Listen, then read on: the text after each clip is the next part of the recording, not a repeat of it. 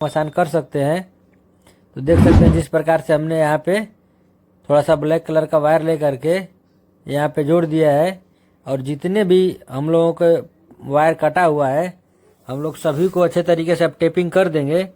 और ये जो यहाँ से देख सकते हैं जो ब्रेक का जो कटा है, जो ब्रेक वाला, तो इसके लिए हम लोगों को क्या करना है दोस्तों, यहाँ से एक दूसरा नया बेल्ट ले करके, नया देख सकते हैं बेल्ट ले लिए हैं, और नया बेल्ट ले करके यहाँ पे हम लोगों को इसमें ऐड कर लेना है। यहाँ पे आप देख सकते हैं हमने यहाँ पे इसको इसमें लगा लिया है।